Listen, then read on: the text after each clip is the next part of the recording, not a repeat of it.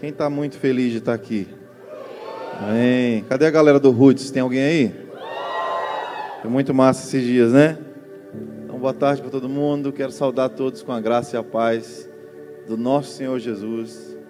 Hoje não é um domingo qualquer, como o pastor estava falando. É um domingo que temos que nos recordar da morte e da ressurreição do Senhor. Eu fico imaginando o tamanho da frustração daqueles discípulos naquela provável sexta-feira, onde eles viram aquele que eles achavam que era o Messias, achavam que era o rei tão esperado, a pessoa mais importante da vida deles, morrendo, e parece que todos os sonhos, todas as coisas que eles planejaram juntos, estavam morrendo junto, né? E a Bíblia diz que apenas um daqueles 12, né, permaneceu até o final, que foi o garoto João, um garoto de apenas, no máximo, aí, uns 16 para 17 anos de idade. Todos os outros fugiram, né, com medo e preocupados com aquilo que ia acontecer.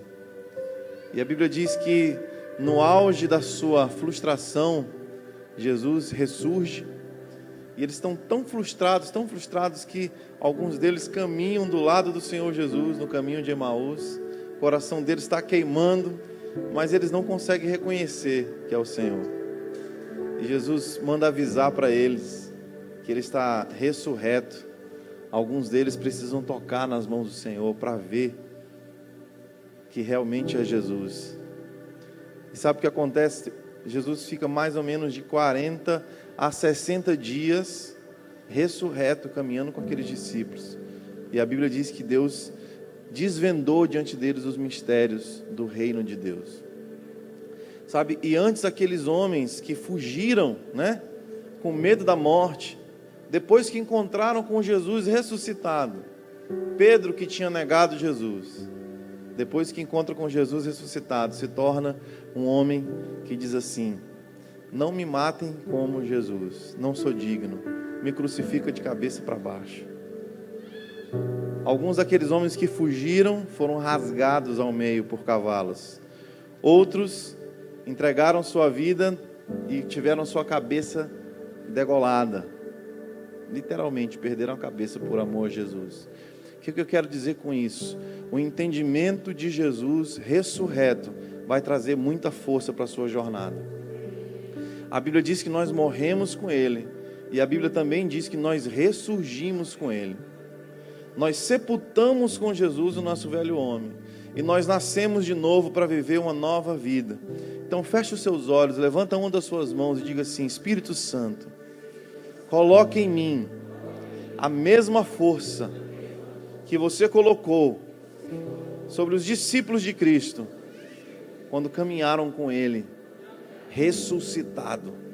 Que o Espírito da ressurreição e da vida esteja sobre mim e sobre a minha casa, em nome de Jesus. Amém.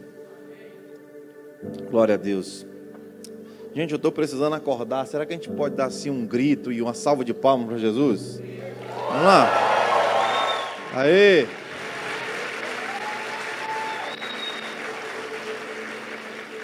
Pastor Daniel, o senhor está com sono? Não, meu irmão, é culpa de um tambaqui que eu comi agora de tarde. Estava muito bom. O pastor é um excelente profissional na arte de comer tambaqui, viu? Eu acho que eu fiquei em segundo lugar, ele venceu hoje. Mas vamos lá. Pessoal, eu quero falar sobre o maior benefício que o sangue de Jesus conquistou para nós. A gente pode ficar feliz, alegre, porque o Senhor Jesus conquistou uma morada para a gente no céu, é verdade. Podemos nos alegrar porque Jesus conquistou para nós cura, libertação, prosperidade, tudo isso é verdade.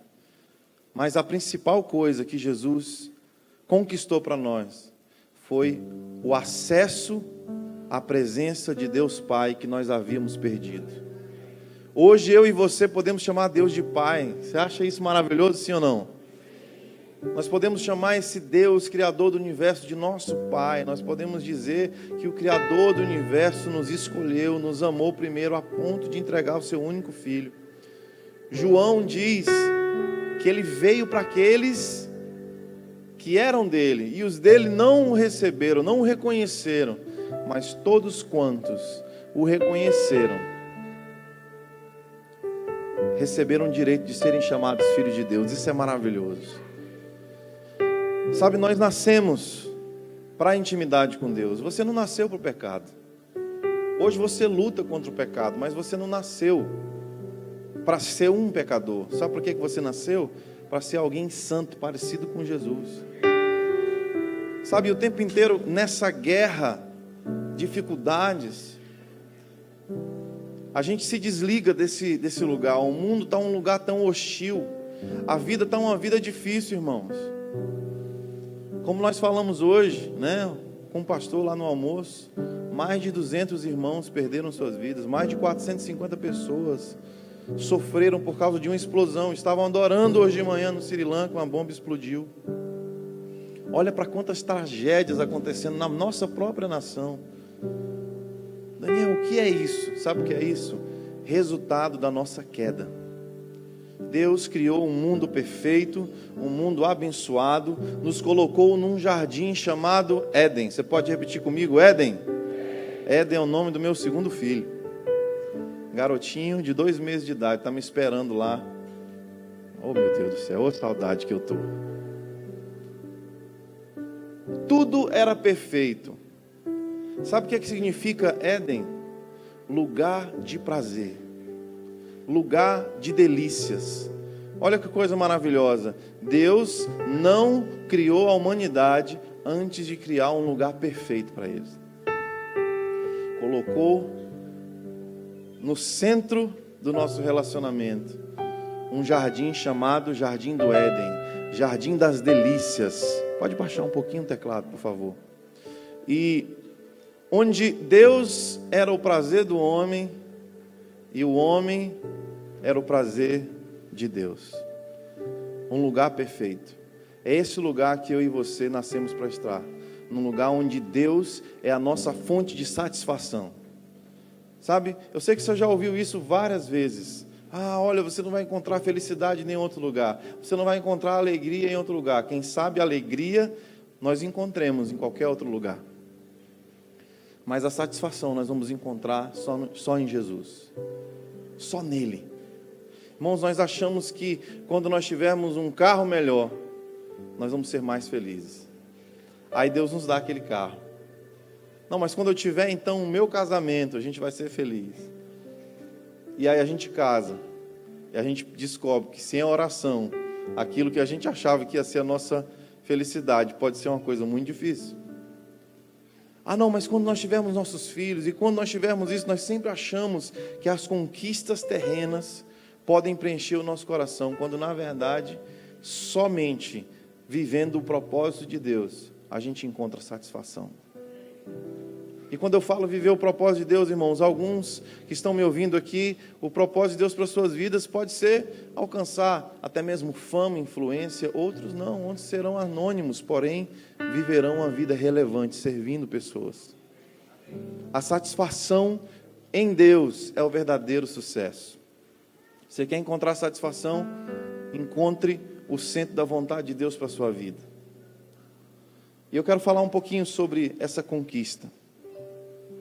Eu tenho percebido que nós amamos a Jesus. Alguém ama Jesus aqui? Alguém deseja ser cheio do Espírito Santo aqui? Amém. Mas muitos de nós começamos uma jornada para buscar a Deus, uma jornada de jejum, oração, leitura da palavra, e a gente decide assim, principalmente quando vira o ano, né? Esse vai ser o ano da minha vida.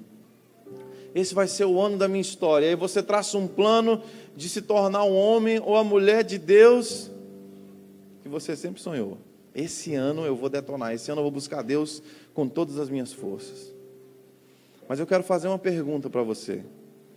Quantos de vocês, ao iniciarem um tempo de oração, quantos de vocês, ao iniciarem um tempo de intimidade com Deus, de adoração, já ouviram uma voz da acusação dizendo mais ou menos assim: quem é você? Por que você ousa entrar na presença de Deus? Você já esqueceu daquilo que você falou? Você já esqueceu daquilo que você pensou? Você já esqueceu desse mau desejo que veio no seu coração? E muitos de nós fazemos o quê?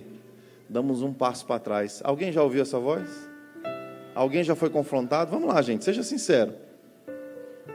Irmãos, eu posso te dizer que quase todos os dias, quando eu vou orar, o inimigo tenta me lembrar das coisas que eu penso, que eu falo, que eu desejo, tentando limitar o meu relacionamento com Deus. Mas eu quero provar para você, na palavra de Deus, quero provar para você na palavra de Deus, que o melhor lugar para você estar é na presença do Pai. Daniel, eu acabei de pecar, para onde eu vou? Para os pés de Jesus. Daniel, eu estou conseguindo ter vitória, onde eu tenho que estar? Nos pés de Jesus. A pessoa mais pecadora dessa cidade, ou a pessoa mais íntegra dessa cidade, todos têm o mesmo apreço por Deus. E todos são bem-vindos na presença de Deus Pai. Você pode dizer amém? Só que hoje nós estamos sentindo uma espécie de medo da presença de Deus. A gente quer mais de Deus, mas a acusação vem, a gente acredita nisso, então o louvor começa, a adoração começa, você sabe que a presença de Deus está ali, você começa a levantar as suas mãos, as lágrimas começam a escorrer, e aquela voz te persegue de novo e diz: está levantando as mãos? Já esqueceu o que essas mãos fizeram? Já esqueceu como é que estão as suas obras? E muitos de nós damos um passo para trás. E eu quero dizer uma coisa para você: a voz do Espírito Santo nunca vai tentar impedir a sua intimidade com Deus. A voz da acusação não é a voz do Senhor. Existe uma grande diferença quando o Espírito Santo quer trazer arrependimento. Você vai sentir o Espírito Santo trazendo um desejo que não é um remorso, mas é um desejo de mudança, esperança. Quando o Espírito Santo está falando com você, desejando que você se arrependa, Ele vai falar sim das coisas que você está fazendo de errado, mas Ele vai gerar esperança no seu coração. Quem pode dizer amém? Agora a voz do acusador não. Vai sentir medo, um sentimento de impotência. E onde foi que isso apareceu pela primeira vez? Se nós fomos criados no Éden, se nós fomos criados para o jardim, Daniel, por que eu sinto isso? Por que eu sinto essa baixa autoestima direto? Por que eu sinto, às vezes, essa voz tentando me puxar para baixo e dizer que eu não sou digno? O que é isso? Sabe o que é isso? Resultado da queda. Abra sua Bíblia em Gênesis capítulo 3. Glória a Deus. Diz o seguinte: ora, a serpente era o mais astuto de todos os animais selvagens que o Senhor Deus tinha feito. E a serpente perguntou à mulher: foi isso mesmo que Deus disse? Não comam de nenhum fruto das árvores do jardim? A mulher respondeu: nós podemos comer do fruto das árvores do jardim. Mas Deus disse: não comam do fruto da árvore que está no meio do jardim, nem toquem nele, do contrário vocês morrerão. Disse então a serpente à mulher: certamente não morrerão. Deus sabe que no dia que desse fruto comerem, seus olhos se abrirão, e vocês serão parecidos com Deus, serão conhecedores do bem e do mal. E quando a mulher viu que a árvore parecia agradável ao paladar, era atraente aos olhos, e além disso desejável para dela se obter discernimento, tomou do seu fruto e comeu, e deu também ao seu marido, que também comeu. Os olhos dos dois se abriram e perceberam que estavam nus. Então juntaram folhas de figueira e cobriram-se. E ouvindo o homem e a sua mulher os passos do Senhor Deus, que estava andando pelo jardim, quando soprava a brisa do dia, esconderam-se da presença de Deus entre as árvores do jardim. Mas o Senhor Deus o chamou e perguntou: homem, onde você está? E ele respondeu: ouvi os teus passos no jardim e fiquei com medo, porque eu estava nu, por isso eu me escondi. Sabe esse medo que você sente da presença de Deus? Resultado da queda. Quando você se esconde da presença de Deus, você está dando ao pecado um lugar mais importante do que o perdão de Deus na sua vida. E isso precisa mudar. Deus quer transicionar você do medo para o temor. Balança alguém que está do seu lado, acorda ele e diz assim: Deus quer transicionar você, meu irmão, do medo para o temor. Porque existe uma diferença muito grande. Porque o medo de Deus ou o medo de alguém é o medo das consequências. Agora eu vou ser castigado, agora eu vou ser condenado, agora eu vou ser julgado, agora eu vou ser rejeitado. Isso é medo. Agora temor é você se aproximar de uma pessoa e honrar a posição daquela pessoa. Isso é um verdadeiro temor. Sabe, e existe essa relação que nós precisamos consertar dentro de nós, amém? Deus quer restaurar dentro de você o temor por Ele. Muitos de nós, escuta o que eu vou falar para você, muitos de nós precisamos de restauração do temor do Senhor. Alguns de nós deixamos de praticar algumas coisas ilícitas, não é porque tememos a Deus, mas porque tememos pessoas. E se alguém descobrir? E se aquela pessoa ficar sabendo? Ah, e se minha esposa souber? E se alguém ficar descobrindo? E se eu for naquele lugar e algum irmão da igreja ficar por dentro da história? É ou não é verdade, irmãos? Muitos de nós, se tivermos uma oportunidade que as pessoas que nós conhecemos não ficassem sabendo, pecaríamos. E Deus quer restaurar esse sentimento de que o temor do Senhor, Deus está em todos os lugares, e você não peca ou deixa de pecar por causa de pessoas, mas por causa de honra a Ele.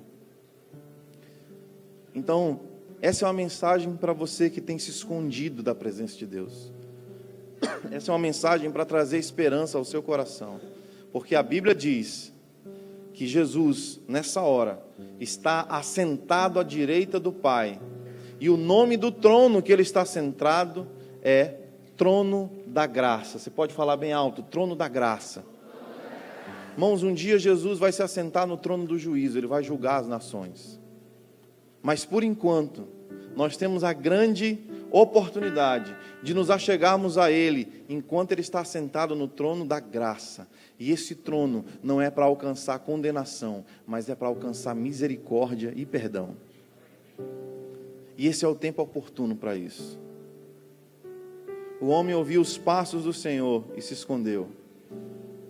E eu tenho certeza que antes ele ouvia os passos do Senhor e ele corria de braços abertos para abraçar o Senhor e caminhava de mão dadas com o Senhor e desfrutava daquela plena intimidade com Deus. Mas hoje já não era assim. Daniel, por que Deus então expulsou o homem? Por que Deus expulsou o homem da sua presença? Por que o homem foi expulso e Deus colocou um anjo na porta do jardim com uma espada de fogo? Sabe por quê, irmãos? Por amor. Porque antes a inocência permitia que nós estivéssemos com um Deus santo, mas agora a impureza do pecado, se nós nos achegássemos diante de Deus, nós seríamos mortos, simplesmente por estar perto de um Deus santo. E é por isso que Jesus veio, para que o sangue dele recaia sobre nós e nós possamos mais uma vez andar de mãos dadas com o nosso Deus Pai. Ele levou o juízo sobre si, é isso que a cruz significa. A presença de Deus é o nosso lar. Nós não fomos criados para ficar com medo de Deus, nem sentir desconforto da presença de Deus. Sabe, eu quero ilustrar mais ou menos esse sentimento com a minha última visita aos Estados Unidos, que foi uma visita muito boa por um lado, mas muito estranha por outro. Alguém aqui já visitou os Estados Unidos? Levanta a mão. Então você vai entender o que eu estou falando. Quando você vai para os Estados Unidos, né? Antes de você chegar lá, você precisa de uma entrevista para o visto, né? E aí eles vão avaliar se você está apto a entrar na nação deles. Você faz uma entrevista. Sabe quantas vezes eu já fiz entrevista para o visto? 3. As 2 primeiras vezes, tive meu visto negado. Só depois de muitos anos, depois que eu estava casado, já com a minha filha, foi que eu recebi um visto, em 2012, de 10 anos. Aí eu fiquei todo contente, porque eu ia lá e fazer o curso que eu queria tanto fazer, no IHOP, lá em Kansas City. E fui lá 3 vezes já. Na última vez, fazem quase 2 anos, eu tive no Texas, fazendo uma pesquisa numa igreja muito legal, chamada Gateway Church. Foi muito tempo de muito crescimento. Eu não tive nem tempo de desfrutar nada de diversão nos Estados Unidos. Foram 7 dias de muitas reuniões e muitas perguntas, tempo de muito crescimento. Mas eu estou lá. Antes de entrar no país, eu tinha colocado algumas maçãs na minha mochila. Na verdade, eu não. Minha querida esposa. Está lá, né? E eu descobri uma coisa, meu irmão. Não vá de dieta para os Estados Unidos. Lá é lugar de comer hambúrguer, tomar milkshake. Lá é lugar de engordar. Eu sofri, todo mundo comendo coisa gostosa, eu lá, me segurando. Não adiantou nada, estou gordo de novo.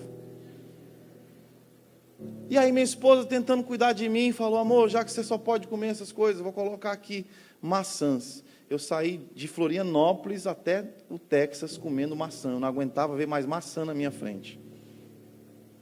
E aí eu estou lá, mesmo com meu visto, mesmo aprovado. Ainda assim você passa por uma outra fila de imigração. Você não é americano, então eles vão fazer uma outra entrevista para você entrar na nação. E aí eu parei na frente de um cara, um negão bem bonitão, parecia o Denzel Washington. E ele começou a fazer perguntas. O que você veio fazer aqui? Eu vou para a igreja tal. Tá, e o que você vai fazer lá? Eu vou ficar tantos dias. Você vai ficar hospedado aonde? No lugar tal. Você tem dinheiro para se manter aqui? Tenho, sim, senhor. Você tem alguma coisa na sua bagagem que te impede de entrar nos Estados Unidos? Eu falei: acho que não, só tem algumas maçãs na minha mochila. Ele disse: maçã? Eu falei: Ele disse: vai para aquela fila ali. Pessoal, a fila de uma provável deportação. Eu falei: meu Deus, a maçã miserável, a dieta miserável, por que eu não vim engordar aqui, minha gente? Lá está o fruto me colocando numa posição ruim. Lembrei até de Adão, né? Senhor, a mulher que tu me deste botou as maçãs aqui, agora eu estou aqui. E fiquei lá orando, falei: cara, não posso ser deportado. 2 horas numa fila, esperando uma outra entrevista, até que um senhorzinho foi lá, olhou minha mala, começou a sorrir e falou: te mandaram para cá por causa de 3 maçãs? Eu falei: meu amigo, era 10, mas eu já comi 7. Graças a Deus.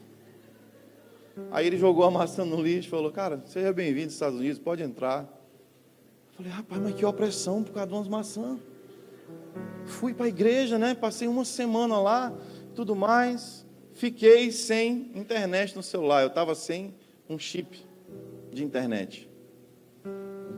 E aí, todo mundo começou a ir embora. Daniel, você quer uma carona? Eu falei: não, minha sobrinha vem me buscar.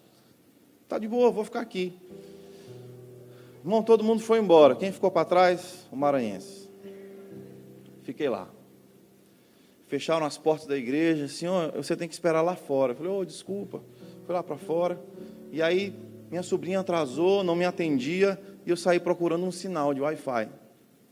Gente, para você que não sabe, no Texas, as pessoas podem andar armadas. Inclusive o guarda da igreja. Quando eu me espantei, aquele cara estava do meu lado, com a arma desse tamanho, parecendo o Chuck Norris. Pegou na armona aqui e falou assim: o que você está fazendo aqui? Eu vou te falar uma coisa, meu irmão. Fluiu em inglês de uma forma por livre e espontânea pressão. Falei: meu amigo, não atira não, eu sou lá do Maranhão, sou um pastor. Estou aqui, eu vim só fazer um curso na igreja. Por que você está aqui sozinho? E eu não lembrava como é que falava sobrinha em inglês. Falava, Jesus, me ajuda. Minha sobrinha está vindo me buscar. Então tá bom. E saiu segurando a arma. Eu disse, meu Deus do céu, minha sobrinha que não chega. Achei um sinalzinho de internet. Ela disse, tio, estou chegando. Eu fui para outra igreja, mas 10 minutos eu estou aí. Eu falei, tomara que eu não seja atingido por um tiro em 10 minutos. Fiquei lá. Quando eu menos esperava, lá vem um guarda de novo, gente. Sai de uma porta por trás. O estacionamento estava cheio de câmeras. Ele disse, rapaz, eu vou te dar uma outra chance. Eu falei, meu Deus do céu, eu vou vir morrer bem aqui mesmo na igreja.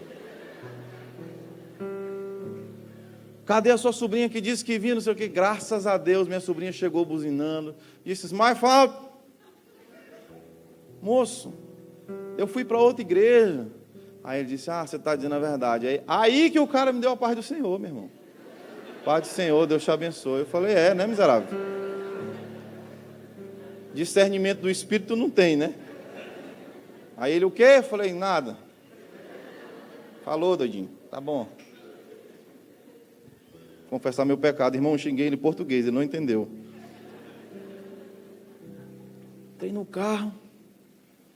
Falei, rapaz, tomara que eu volte logo para o Brasil. Voltei para a minha nação. Mais horas e horas de voo. Cheguei em São Paulo, pisei em São Paulo. Falei, agora aqui é Brasil.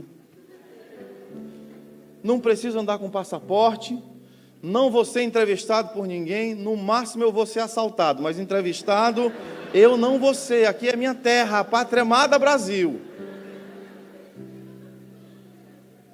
Irmão, o meu sentimento era de liberdade. Quando eu cheguei na minha casa, eu falei, está tudo certo, meu irmão. Falei logo, minha filha, faça um cuscuz para mim, uma tapioca, que eu quero me sentir brasileiro hoje. Que coisa difícil estar na nação dos outros. Por que é que eu estou te contando isso, gente? Porque é assim que muitas vezes nós nos sentimos em relação ao reino de Deus. Nós achamos que quando vamos orar, quando vamos adorar, que vai vir um anjo e dizer, espera aí, deixa eu ver se o seu vício está em dias. Pensou bobagem hoje? Falou besteira hoje? Tocou em impureza hoje? Vá para aquela fila ali.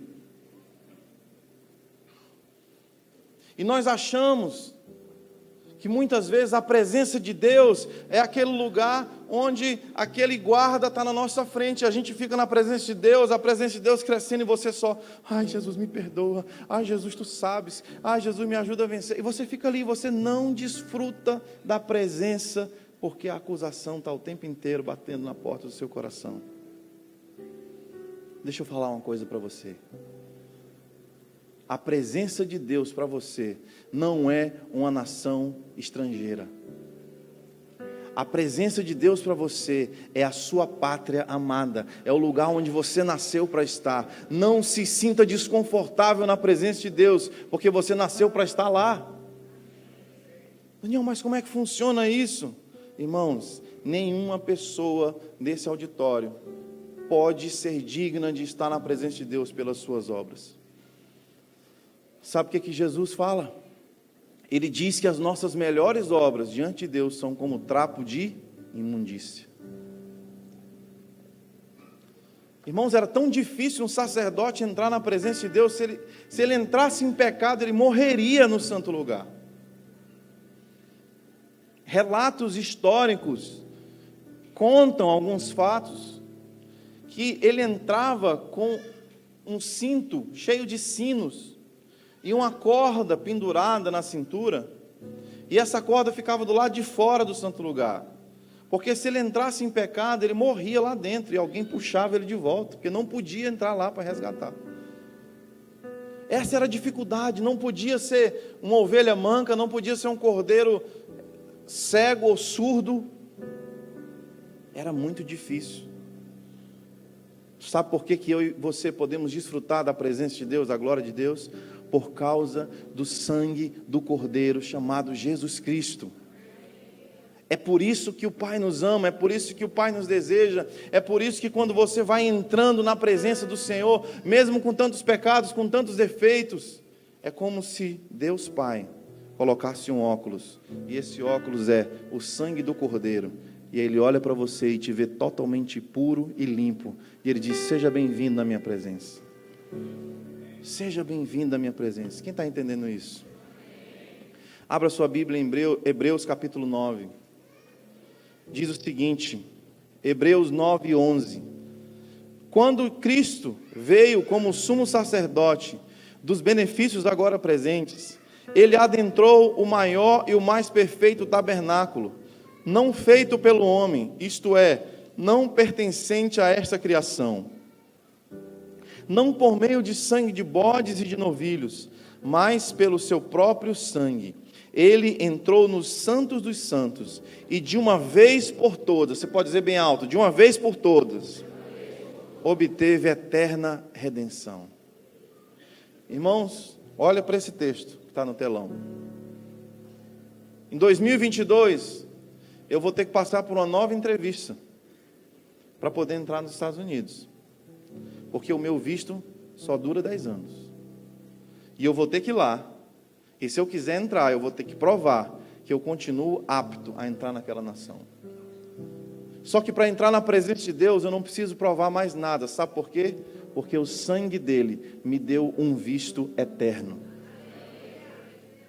Foi de uma vez por todas. Eu e você temos livre acesso à presença do Pai.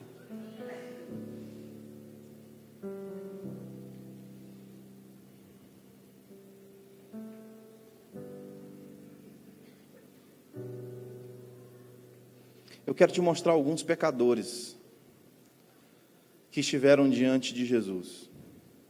E eu quero, de alguma forma, tentar convencer o seu coração que mesmo sendo um pecador, o melhor lugar para você estar é na presença de Deus. Lucas 15 fala da parábola do filho perdido. E eu não vou ler a história para a gente poder ganhar tempo. Quantos de vocês já ouviram pelo menos uma vez a parábola do filho pródigo? Levanta a mão. A maioria de vocês. Em resumo, um pai tinha 2 filhos. Um filho mais velho que servia a ele com integridade, porém um coração de escravo.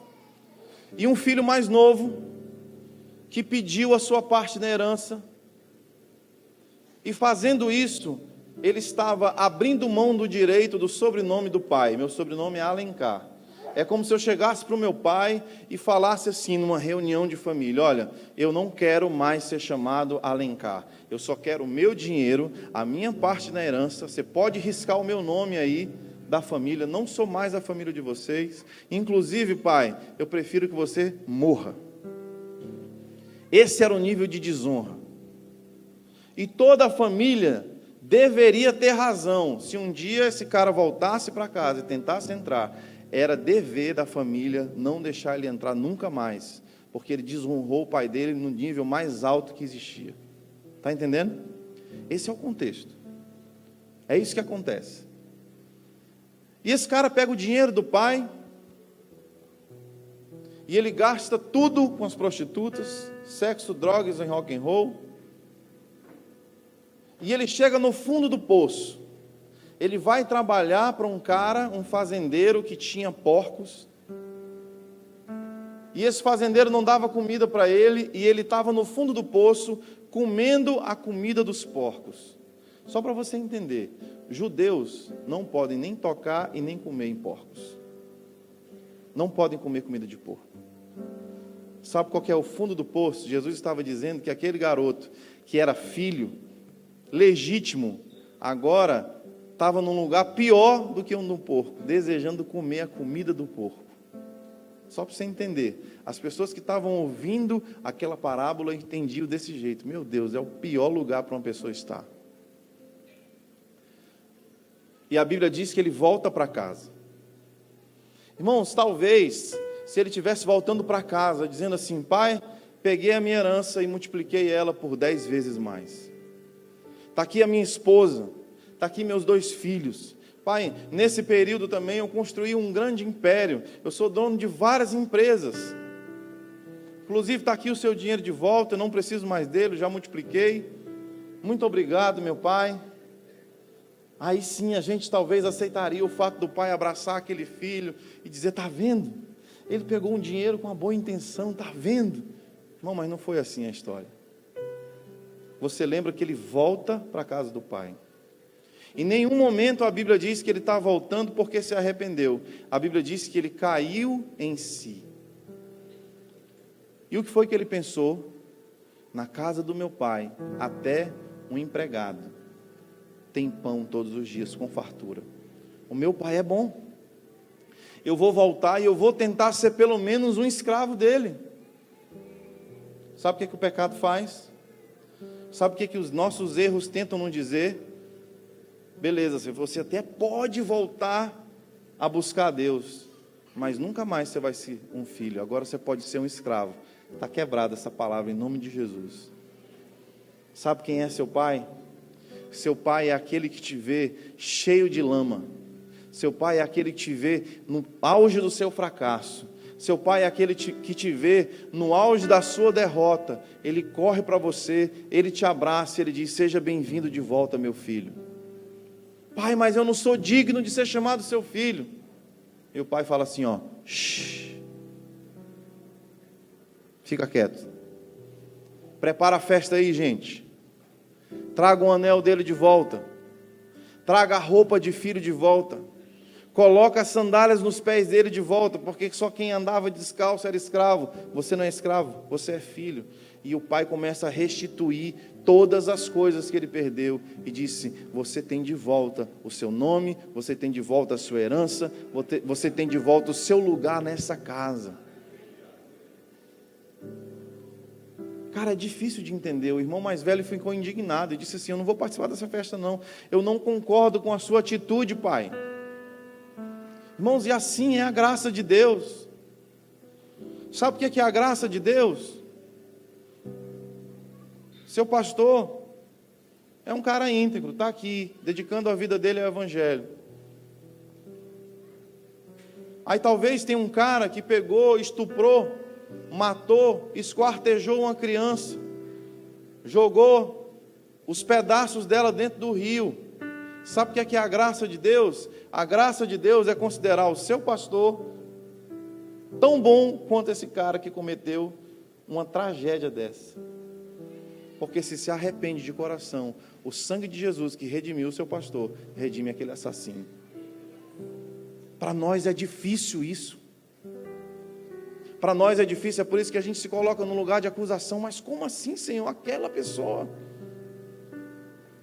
Como assim, Senhor? A graça de Deus é algo que ofende muitas vezes o nosso entendimento.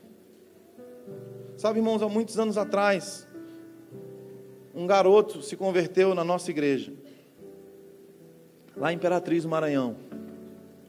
Não era um garoto normal, era um garoto travesti. Num culto de domingo, aquele garoto sai do último banco e ele vem andando totalmente afeminado na hora do louvor e adoração. Cabelo comprido, seios grandes, bumbum de mulher, unhas postiças, maquiagem. Se você não olhasse direito, você achava que realmente era uma menina. E ele vai lá na frente, ele chora e começa a gritar: me ajuda, eu quero Jesus. Me ajuda, me ajuda. Começa a arrancar as unhas postiças, começa a arrancar o aplique do cabelo, tirar a maquiagem.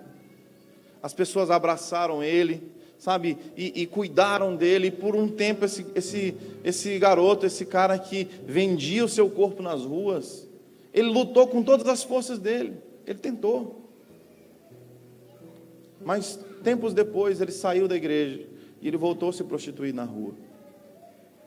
E eu lembro de um dia que eu estava saindo do monte numa vigília, e eu parei lá, eu reconheci ele, e ele veio oferecer os serviços, perguntar o que eu queria. Eu acendi a luz, estava eu e minha esposa dentro do carro, e ele com todo respeito disse: pastor, desculpa, eu não sabia que era você que estava aqui.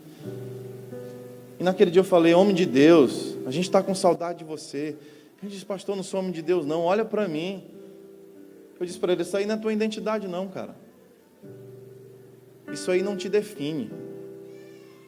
Jesus não desprezou o dia que você entregou a vida para Ele. Tempos se passaram, sabe, irmãos, a gente vai ficando religioso no decorrer do tempo. Vai ficando com o coração duro. julgando mais as pessoas. A gente estava num tempo de carnaval, o pastor Antônio Cirilo estava ministrando numa carreta-palco que nós tínhamos lá, e muitas pessoas estavam ali na praça, tempo de carnaval, uma chuva fina caindo. Eu desci do palco e comecei a olhar e falar: Deus, que legal, obrigado, tanta gente te adorando. De repente eu olho e percebo uma pessoa estranha no ambiente, salto gigantesco, maior do que o que minha esposa usa, nem sabia que existia um salto maior do que aquele. Estava lá, se requebrando assim, uma bolsa do lado. Eu olhei e falei: peraí, isso não é uma mulher, não é possível. Quando eu olhei, era um travesti, e o travesti era aquele cara. Irmão, só que naquele dia eu me enchi de ira, sabe? Eu me enchi de um sentimento que eu achava que era um sentimento de zelo. Eu estava indo para pegar no braço daquele cara e falar assim: meu irmão, vem cá, deixa eu conversar contigo. Porque tinham crianças olhando para ele. Pessoas começaram a se afastar dele quando perceberam que era um travesti que estava ali. E eu, por zelo ali no evento, querendo fazer uma coisa que eu considerava que era uma coisa legal, quando eu cheguei para pegar no braço dele, o Espírito Santo disse assim: quem é você para tirar essa pessoa da minha presença? Irmãos, veio um temor tão grande no meu coração. E o Espírito Santo disse assim: Daniel, não existe nenhuma diferença entre esse rapaz e você. Se não for a pureza do sangue de Jesus Cristo, nem ele, nem você tem acesso à presença de Deus. E eu coloquei a mão no ombro dele, ele tomou um susto, achou que ia tirar ele de lá. Eu disse assim: meu irmão, bem-vindo, que bom te ver aqui. Aqui é o lugar para você estar. E ele disse: Daniel, você pode orar por mim, eu não consigo vencer. Meu irmão, e naquela hora de adoração eu estava abraçado com um travesti, orando e chorando junto com ele. Porque essa é a graça de Deus. Essa é a beleza do sangue de Jesus. Eu não estou dizendo que Jesus concorda com o estilo de vida dele. Eu estou dizendo que sempre há esperança na presença de Deus. Que sempre há um lugar de perdão na presença de Deus. João 8. Olha essa mulher que foi pega em adultério. João 8,3 diz: os mestres da lei e os fariseus trouxeram uma mulher surpreendida em adultério e fizeram que ela ficasse de pé diante de todos e disseram: Jesus, essa mulher foi surpreendida em adultério. Na lei de Moisés, somos orientados a apedrejar tais mulheres. E o Senhor, o que diz? Eles estavam usando essa pergunta como uma armadilha, a fim de terem uma base para acusar Jesus. Mas Jesus inclinou-se e começou a escrever no chão com seu dedo. Visto que continuava a interrogá-lo, ele se levantou e lhes disse: se algum de vocês estiver sem pecado algum, seja o primeiro a atirar a pedra. Inclinou-se novamente e continuou escrevendo. Os que ouviram foram saindo um de cada vez, começando pelos mais velhos até os mais novos. Jesus ficou sozinho com aquela mulher, ficou em pé diante dela. Então Jesus perguntou: mulher, onde estão os teus acusadores? Ninguém te condenou? Ninguém, Senhor, disse ela. Declarou Jesus: eu também não te condeno. Agora vá e abandone a sua vida de pecado. Sabe o que está acontecendo aqui? É um claro exemplo do que Deus quer fazer com as nossas vidas. Essa mulher foi pega em adultério, e a lei dizia que ela deveria ter sido morta. Jesus se colocou entre aquela mulher e a lei, e trouxe uma solução para o pecado. É isso que ele faz, é isso que a graça de Deus faz. Ele se coloca entre o seu pecado e Deus Pai, e diz assim: Deus, coloca na minha conta. E ele pergunta assim: cadê a tua acusação? E você responde: foi embora. E ele diz: beleza, meu filho, eu amo que você está aqui na minha presença. Agora recebe força, vá e não peques mais. Você quer receber força para vencer as opressões, o pecado e as dificuldades da vida? Esse lugar é contemplando a face de Jesus. Tem gente que gasta tanta força, tanta energia, tentando vencer o pecado, que enfraquece. Você quer vencer, meu irmão? Esquece do pecado, esquece das tuas falhas, olha para Jesus, se lembra da graça, se lembra da misericórdia, busca Ele de todo o coração. Quando você menos esperar, será uma consequência viver em vitória. Porque quem caminha com Jesus, caminha em vitória. Amém? Deixa eu te mostrar um outro exemplo. A oração do publicano, Lucas 18, versículo 9. Diz assim: alguns que confiavam em sua própria justiça e desprezavam os outros. Jesus contou essa parábola para esse tipo de pessoa que confiava na sua religiosidade, confiava na sua prática de fé e que julgavam outras pessoas. Jesus falou essa parábola. 2 homens subiam ao templo para orar. Um era fariseu e outro era publicano. O fariseu, em pé, orava no íntimo: Deus, eu te agradeço, porque não sou como os outros homens, ladrões, corruptos, adúlteros, nem mesmo como este publicano. Eu jejuo 2 vezes por semana e dou o dízimo de tudo quanto ganho. Mas o publicano ficou à distância. Ele nem ousava olhar para o céu, mas batendo no peito dizia: Deus, tem misericórdia de mim, porque eu sou pecador. Eu lhes afirmo que esse homem, o publicano, e não o fariseu, foi para casa justificado diante de Deus. Porque quem se exalta será humilhado, mas quem se humilha será exaltado. Está aqui mais uma prova de que não são as suas habilidades, nem a sua fidelidade à lei e à palavra. Eu jejuo tantas vezes, eu dou o dízimo de tudo, eu não sou como essas pessoas. Isso não importa. A única coisa que te faz ter acesso à presença de Deus é o sangue do Cordeiro. Jesus está dizendo: é melhor ser um publicano sincero do que uma pessoa que conhece tanta palavra de Deus, colocando a sua justiça em primeiro lugar. Sabe, a palavra de Deus diz em Salmos 51:16, que Ele não se deleita em sacrifício, nem se agrada em holocausto, e não quer essas coisas. Sacrifícios que agradam a Deus são um espírito quebrantado e um coração quebrantado e contrito. Esse o Senhor nunca desprezará. Você pode dizer amém? Coloca a mão no seu coração e fala bem alto: Deus, eu quero um coração sincero, um coração contrito. Irmãos, o homem que escreveu isso foi o rei Davi. Foi um homem que acertou muito, mas quando ele errou de verdade. Você está vendo aqui um homem que foi capaz de matar o marido de Betseba. Um homem que tinha centenas de mulheres lindas à sua disposição. E um dia ele olhou para uma mulher, desejou, ficou com ela. Essa mulher engravidou do adultério e ele mandou matar o marido dela.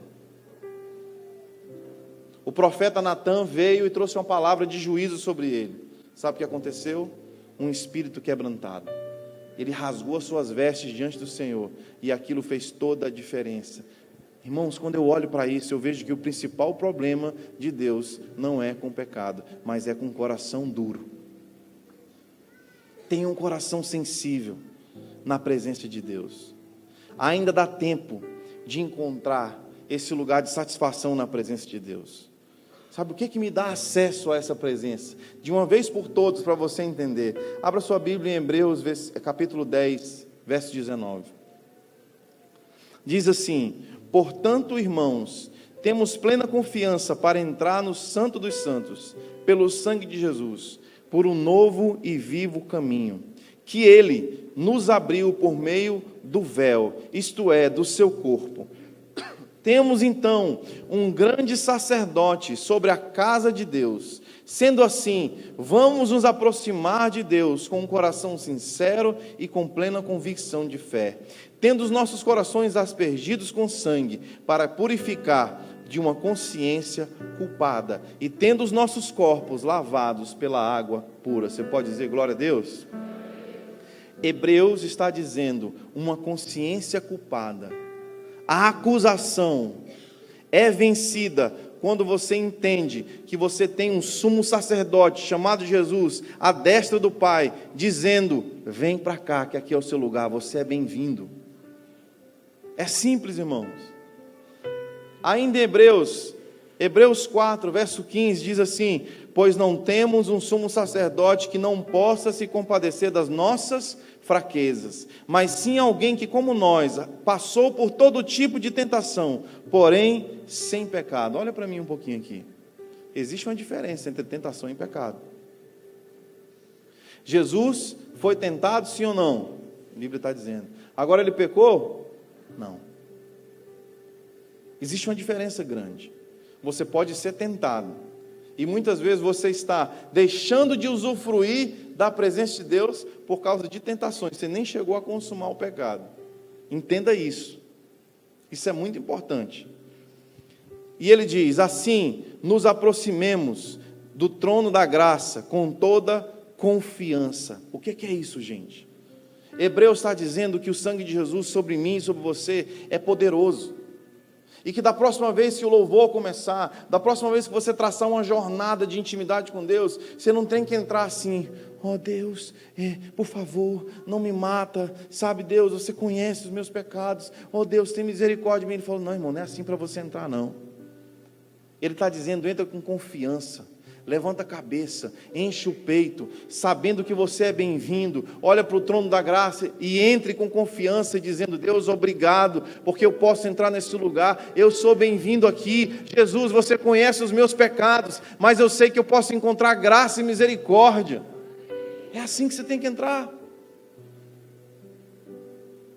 Podemos encontrar graça nos momentos da nossa necessidade. Esse é o trono que está à sua disposição. Sabe por que Jesus se compadece? Hebreus está dizendo que ele foi um homem assim como eu e você. E ele compreende o universo do homem. Ele compreende o que se passa na cabeça de um adolescente, de um jovem de 33 anos. Sabia que Jesus ficou órfão? Sabia que Jesus sabe o que é ser desprezado, rejeitado? Sabia que Jesus sabe o que é ser traído? Sabia que Jesus sabe o que é passar necessidade, passar fome? Sabia que Jesus conhece o seu universo e Ele sabe exatamente a resposta para cada uma das suas coisas? Sabe por quê? Não apenas porque Ele é Deus, mas porque Ele é homem e permanece homem até hoje. Quando você entra na presença do Senhor, Ele não se coloca num lugar superior dizendo: sai para lá, você é um homem pequeno, pecador. Não. Sabe o que Ele vai dizer? Ele vai orar para você: pode vir, filho, eu compreendo todos os seus problemas, eu passei por coisas semelhantes. Vem cá, aqui é o seu lugar. Quem está entendendo o que eu estou falando? Irmãos, e para encerrar essa mensagem, eu quero compartilhar com você uma experiência que eu tive. Esse cara que está falando para vocês aqui foi abençoado por Deus com uma família linda. Eu sou casado já há 12 anos com uma baixinha chamada Camila, bicampeã maranhense de judô e jiu-jitsu, meu irmão. A próxima vez que sua esposa tiver uma TPM, você vai dizer assim: glória a Deus, Senhor, que minha esposa não é bicampeã maranhense de judô e jiu-jitsu. Estende sua misericórdia sobre o pastor Daniel. E essa mulher guerreira me deu 2 filhos, o Éden, de 2 meses, e a Laila, de 7 aninhos. E nós planejamos a gravidez da Laila. Em 2011, minha esposa ficou grávida. E no 6º mês de gestação, a minha filha precisou nascer para salvar a vida da minha esposa, que estava com a pré-eclâmpsia. Minha esposa literalmente foi na porta da morte e voltou. Ela ficou 9 dias na UTI, tentando ganhar mais tempo de gestação para minha filha. Mas infelizmente minha filha precisou nascer. Prematura de 6 meses, pesando apenas 825 gramas. Ficou 3 meses na UTI neonatal. Sofreu 2 paradas respiratórias muito graves. E minha filha ficou com sequelas por causa dessas paradas respiratórias. E um dia, o dia mais difícil da minha vida até hoje, foi o dia que aquele médico chamou a minha esposa, pediu para sentar, eu com minha filha no colo, sorridente como ela é. E aquele médico fez aquela pergunta: papai, mamãe, vocês sabem o que é paralisia cerebral? E eu disse: eu acho que eu sei. Ele disse: a sua filha tem paralisia cerebral. Talvez ela nunca fale, talvez ela nunca ande, talvez ela nunca se alimente sozinha. Provavelmente vocês vão andar com ela numa cadeira de rodas para o resto da vida. Irmão, você sabe o que é um pai ou uma mãe ouvir uma notícia dessa? Você sabe o que é um pai ou uma mãe ouvir uma notícia de que a minha filha só tem até os 12 anos de idade para conseguir evoluir? Que depois dos 12 anos de idade eu vou lutar para manter aquilo que ela conseguiu evoluir no seu físico? Eu não vou mentir para vocês, irmãos. Eu passei os primeiros 2 anos depois desse diagnóstico, 2012 e 2013, lutando contra um sentimento de depressão, uma tristeza muito grande, sem vontade de fazer nada, caindo em profundas dúvidas sobre o amor de Deus por mim. Um amor que eu pregava de um pai maravilhoso, amoroso. E depois, irmãos, olhando para a história do Evangelho, eu fui descobrindo que o Evangelho não se trata de um Deus que impede que nós sejamos machucados, mas de um Deus que caminha conosco na nossa dor. Um Deus que até permite que o Sadraque, o Mesaque e o Abidnego caiam dentro da fornalha de fogo ardente, mas Ele vai junto com eles. Eu fui olhar para a vida dos apóstolos e eu descobri que todos eles foram mortos, martirizados, por amor a Jesus. E o Evangelho, irmãos, não é um Evangelho, um conto de fadas, onde nós estamos 100% protegidos contra a dor. Existe muita coisa acontecendo de ruim com gente boa, ou não é verdade? Pessoas santas que buscam a Deus, de repente vem uma tragédia, e você tem que lidar com isso. Irmãos, quando eu falo que nós temos acesso ao trono da graça, a fim de encontrar misericórdia no dia da necessidade, eu estou falando de uma coisa que eu vivo, porque é nesse lugar que eu tenho sido curado todos os dias. Servir a um Deus que pode fazer assim, e minha filha pode ser curada exatamente, instantaneamente. Nós oramos todos os dias pela cura integral da nossa filha, e ela nunca foi curada. Mas um dia eu creio que eu posso voltar com ela aqui, e ela vai contar o próprio testemunho dela para vocês. Vocês creem nisso? Então esteja orando por ela, pela nossa casa. Sabe, irmãos, e um dia eu estou voltando de uma viagem missionária, passei 15 dias na África, e eu estou voltando e fiz uma conexão na África do Sul, e aí eu vejo uma cena muito linda, sabe? Aquela cena clássica de um pai voltando de viagem. E aí abrem as portas do hall de espera, e aí os filhos vêm correndo, gritando: papai, papai. Aí ele joga as malas para trás e abraça os filhos dele. Eu olhei para aquela cena, vi aquela dor no meu coração. Eu disse assim: meu Deus, será que um dia eu vou viver isso? Será que um dia eu vou ver a minha filha correndo e me abraçando e gritando: papai? E esqueci daquilo que eu tinha perguntado para Deus. Quando eu chego em Florianópolis, que as portas do aeroporto se abrem, eu vejo a minha esposa ajoelhada assim. E ela está segurando a minha filha pela cintura. Porque nós investimos tanto em fisioterapia, que se você consegue segurar a minha filha pela cintura, ela consegue dar passos, ela consegue caminhar. Só que não são passos perfeitos e firmes. Eu estou falando de uma criança de 7 aninhos de idade, nessa época ela tinha uns 4 anos de idade. E ela tentando segurar a cabeça e dando passos meio tortos. O jeito que ela diz que me ama é olhar para mim e dar um sorriso irresistível. E eu estou olhando aquela cena. A minha esposa não estava nem aí se ela estava pagando mico, ela ajoelhou no chão e ela disse: Laila, olha lá, o papai chegou. E minha filha deu aquele sorriso, olhou para mim e começou a vir, dando aqueles passos tortos e tentando se equilibrar para chegar perto de mim. Antes de terminar a história, imagina se fosse assim. Eu vejo essa cena, eu vejo o esforço daquela criança cheia de defeitos no seu corpo, se esforçando para chegar perto do papai. Eu vejo minha esposa ajoelhada ali, se esforçando para dar alegria para o meu coração. E eu vou até elas duas, eu digo: sai daqui vocês duas, e bum, dou um chute nelas. E eu digo assim: o sonho que eu tenho não é uma criança que não sabe andar, não sabe falar, não consegue nem dizer meu nome.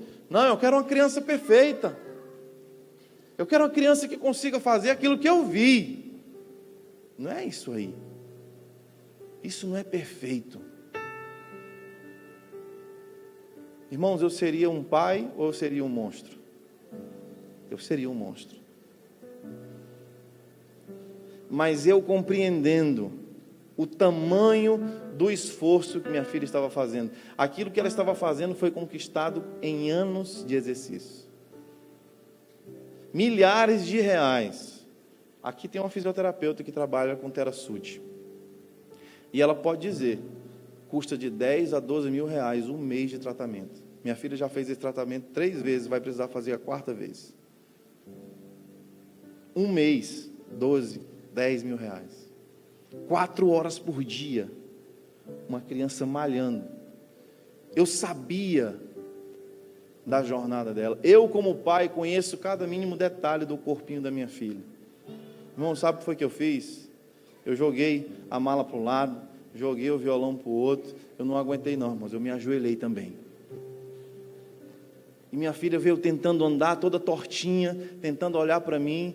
E eu disse: filha, vem cá, filha. Eu comecei a andar ajoelhado. Vem cá, o papai vai até você. Se você não consegue chegar até mim, eu vou te ajudar. Eu me ajoelho e eu peguei ela, irmãos. Coloquei os bracinhos dela ao meu redor. E eu levantei ela do chão. E a gente começou a girar naquele aeroporto. E as pessoas começaram a olhar para a gente. Minha esposa chorava. E minha filha ria. E eu comecei a misturar risada com choro ao mesmo tempo. De tanta alegria que eu estava sentindo. Foi um dos dias mais felizes da minha vida. Sabe por quê? Porque eu conheço cada dificuldade da minha filha. E eu vi tamanho esforço. Só para dizer: pai, eu estava com tanta saudade de você, cara. Eu beijei a minha esposa e falei: obrigado. Obrigado por esse presente que você está me dando. Você nem sabe a minha oração que eu fiz. Do outro lado do oceano, lá na África do Sul. Deus falou para você: deixa eu te falar uma coisa. Tenha a certeza de que quando você entra na presença de Deus, que quando você caminha, sim, o Senhor conhece as suas falhas, sim, o Senhor conhece os seus defeitos, o Senhor conhece as suas limitações, mas Deus não vai te dar um chute te rejeitando. Sabe o que foi que Ele fez na cruz? Ele se ajoelhou e Ele disse assim: sozinho você não consegue vir, por isso eu me ajoelho e eu vou até você. Essa é a cruz. Esse é o significado da Páscoa. Como o seu pastor disse, não é chocolate, não é coelho, é um Deus que se fez homem e disse: você não consegue vir sozinho, então eu vou até você. Quem está entendendo isso? Posso ouvir um amém? Amém. Meu irmão, a presença de Deus é o bem mais valioso que você tem. A presença de Deus é o bem mais valioso que você tem. Jesus entregou a sua vida para que você pudesse adentrar nesse lugar. E eu quero dizer para você, dê um soco na voz da acusação. E não deixe que ninguém e nenhuma acusação limite o seu nível de intimidade com Deus. Porque você nasceu para estar no Éden, um lugar de prazer, um lugar de desfrutar da glória de Deus.